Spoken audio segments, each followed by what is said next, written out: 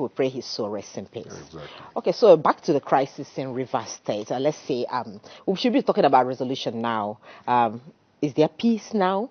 Because I do remember that after that initial brouhaha, we saw the governor apologizing to Rivers people and actually wrote a letter which he signed himself saying there's time for peace, that, you know, everybody should jettison whatever issues and sue for peace. So has that peace been achieved? Well, if you talk of peace being achieved, I think it's peace of the graveyard. You're talking of managed conflict. And you know, in conflict resolution, you don't just manage the conflict. Because if you manage a conflict, there is this tendency for it to rear up its ugly head again. It has to be resolved. And in the resolution of a conflict, both parties must be willing to do that. But in this particular case, if you listen to one of the gladiators, because you have two major ones, you have the governor of Rivers State, you have the former governor of the state, who is now the minister of the Federal Capital Territory. On the side of the governor of Rivers State, of course, is willing.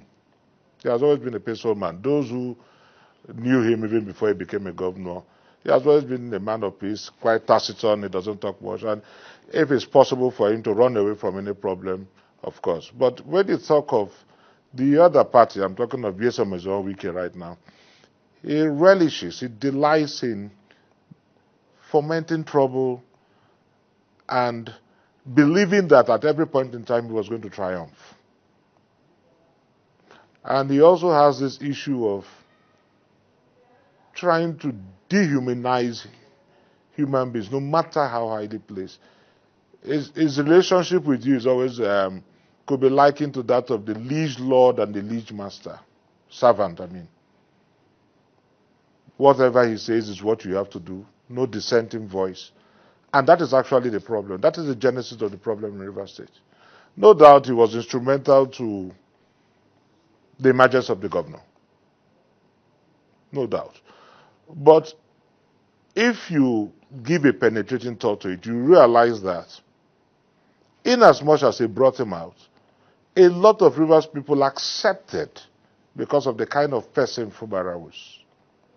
And more so, there has been this clamor for riverine upland. There has been this fight, riverine upland dichotomy. So we had this clamor for a riverine governor, because since 1999 to May 29th, 2023, we've always had the upland, no riverine. And so the riverine people decided that whoever emerges as a riverine governor, let's give that person that support. And WIke too played on that, and that's why he brought Fubara, a riverine man. But he made a mistake, you know, because from the day Fubara emerged, he lapsed into a state of victimhood. How do you mean? I'll tell you. Up to his age, ADC, what's it called? Assistants, Oddlies, the name I wanted to call, ADC Oddlies and so on. Even the chief of staff, we are all nominated. I won't say appointed, because it's the governor that appoints. But we are all nominated and foisted on him. He was even warned against the office of a first lady. This warning was in church. It wasn't a secret thing. It wasn't done surreptitiously. Up to the contrast, in fact, signing of mandates and so on, he needed the imprimatur of Nyesom WIke to sign the mandate. So he was asphyxiated. What is the problem now? He appointed the Commissioner for Information without WIKE's consent. He gave, I don't want to use this word, but let me say, able in a different way. Let me put it that way, if you understand what I mean. An appointment, a lady, without WIKE's consent. He visited the Songhai farm that was consigned into oblivion by WIKE. It was set up by Rotimi Chibuka. And Rivers people are conscious and cognizant of the benefits of the Songhai farm in terms of human capital development, in terms of provision of food sustainability, and so on. How dare you? Who gave you the gumption to visit and revive what I have abandoned? because it was set up by my enemy, Amechi. But the governor wasn't bothered about who was the brain behind it. He was more interested in the benefits. This Songhai farm, like the Bugma farm, fishing pond, or farm where industry, whatever it is, was collapsed under the same FCT minister when he was a governor. For 8 years, I can tell you it was a march of terror, conquest, and subjugation in River State. With all the projects that the governor did What at the projects? time. What you projects? and I know that the no, governor let's just take the was issues called under advisement. I knew you were going to ask such a question. No, one minute. First and foremost, you have, or you boast, you have 12 flyovers. Now, no human capital development. Pensioners are old.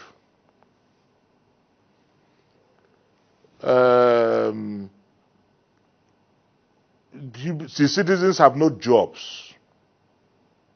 They cannot afford the 3 square meal, the basic, if not even 2.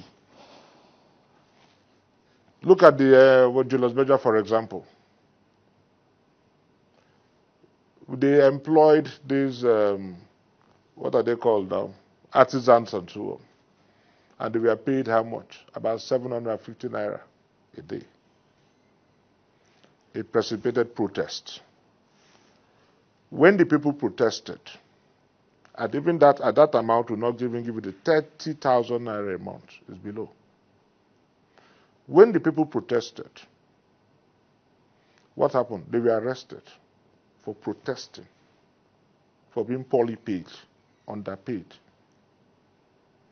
You said you built 12 flyovers. Some of us said rather than the 12 flyovers, you would have built 6 flyovers. Now, the 6 flyovers and the money for the other 6 flyovers, you go into PPP.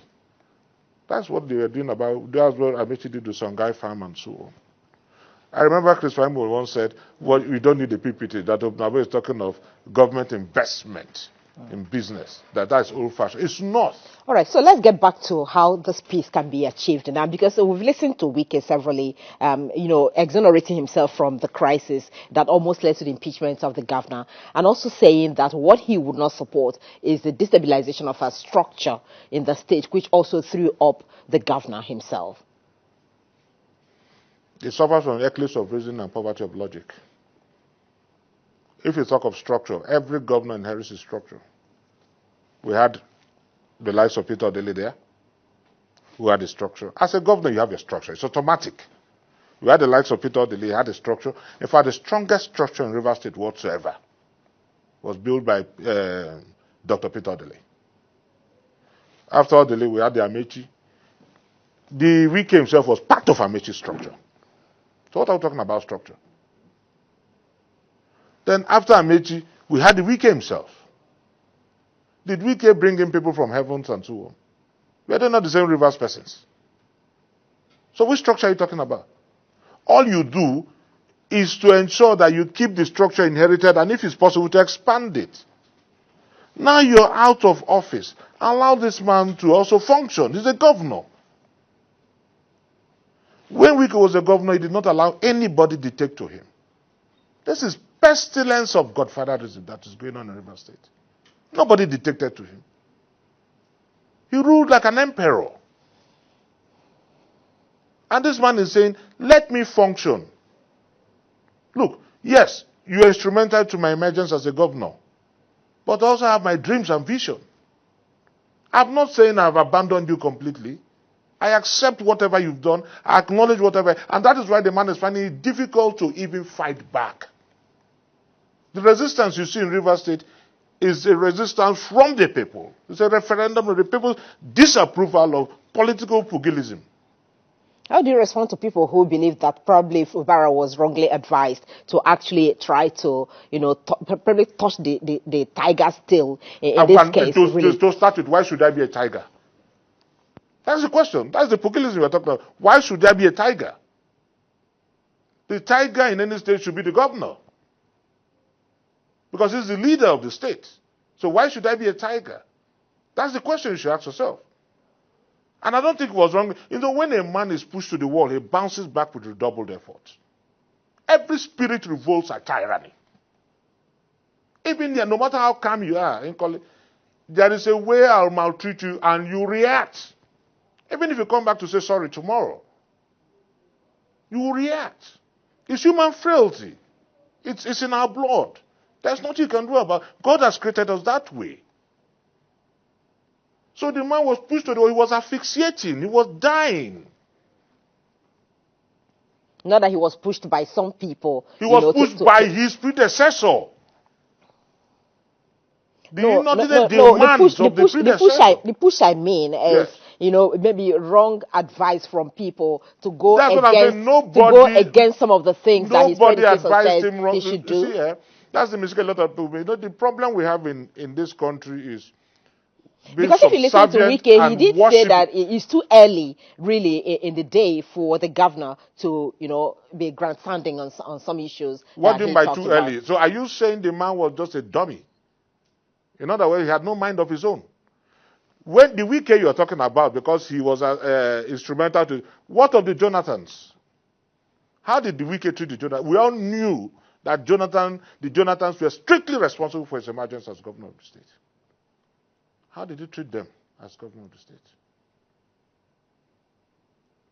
Just because you're a megalomaniac. How did you treat the Jonathans as you emerged as governor? Did they impose themselves on you? Look, even with your children, when they attain a particular age, you're being careful. You can tell your child not to get married to Mr. B, and the child will tell you, Mom, if I don't get married to this one, then nobody else. You now come to reason with that child. Not necessarily because you love the bee. No. It's the same thing as governance.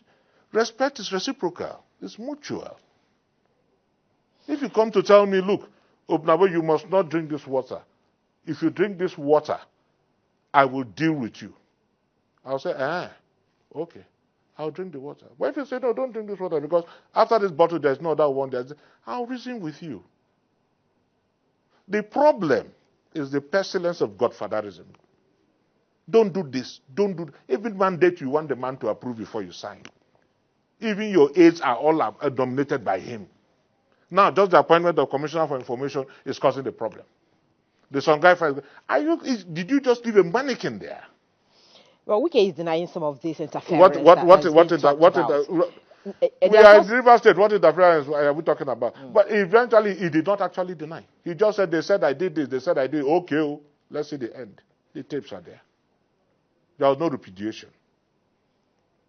What does that mean? There's also some arguments that the governor is fraternizing with people whom WIke really didn't want to, have a dealing with, who he think, wronged him during the PDP issue. I tell you now, the governor is fraternizing with people.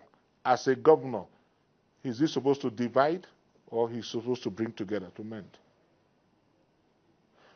Dr. Peter Odili, he's not here. Peter Odili left office long ago. Even Amechi. Many persons who wronged them, at the end of the day, they came back together as sitting governors and they just laughed over. Conflict is a function of interaction. Because man cannot not communicate. Man is prone to it. Resolution is what matters. You're bound to have problems. God has created us that way. But you must be a Hitler. You must be a devil not to accept reconciliation. Otherwise, you are bound to have, even with your kids, you have problems. They disagree with you.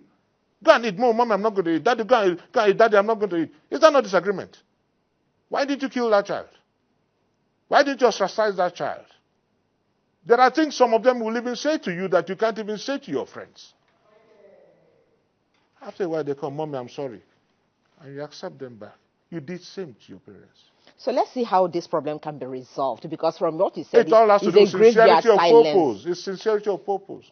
You're talking of a resolution. You see, you cannot approbate and reprobate. Before now, they are discussing resolution, which is just a facade. It's just a smokescreen.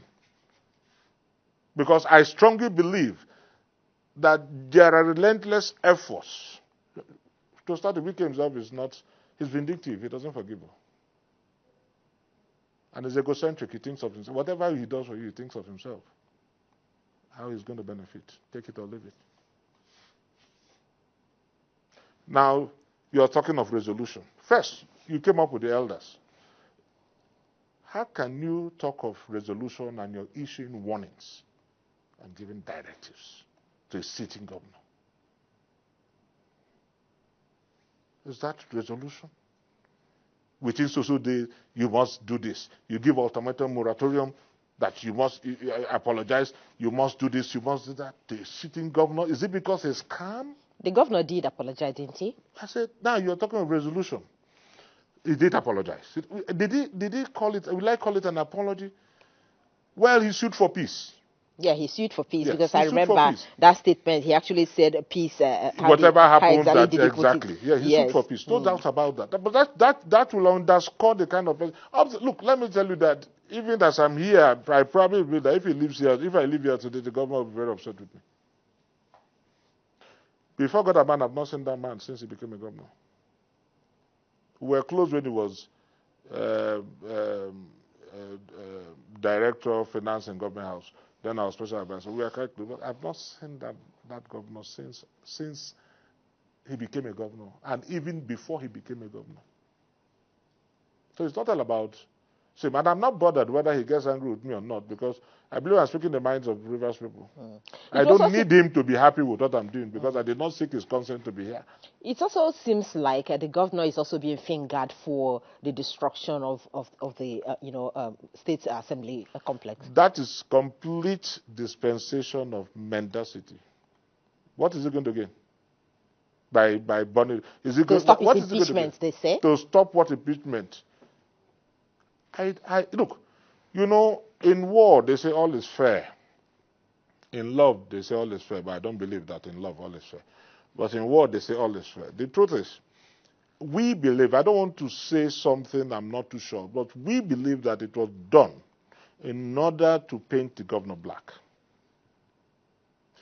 The Fubara I know, Governor Fubara I know, will never even, it will not even flit through his mind to do so. They say you don't vouch for the monkey. The monkey say don't vouch for the baby on your back because you don't know when it will pluck the banana. That being said, the report of the investigation is not out yet. It's not out yet. The report of the investigation might not even be out because of the persons involved. We have a conviction of who did it and what happened. But if you don't have the facts, you don't come on air to pontificate. But I can tell you that the burning of that place, the governor has no nexus with it. But peace is key for the governance in Rivers State to actually be achieved. It's a desideratum. Yeah. So it's a desideratum. So stakeholders like you are working towards that, aren't you? Yes, we are working towards that. We are working towards that, and we hope we're going to achieve that. We hope. I said hope we're going to achieve that. So, but there are some persons who relish war and thrive well in war times. No matter who the person is or persons are, I'm sure by talking and stakeholders dialogue, peace can actually be achieved. So but that let me say this. Let me say, because I know you should tell me now that we want to end. Our time is out. No. I want to warn all those troublemongers that our time is up on this. They should cease fire because it is going to precipitate Armageddon. We should be careful with the governor and allow him to function as the governor. All right. Be careful and allow him to function as the governor. Final words from my guests here. We'll be assessing the efforts to resolve the Rivers State crisis. And we've been doing this with a political analyst, Opunabo Inko-Taria, who joined us on this table to look at this issue. And we wish Rivers State a peace, really, that really stays, and not peace of the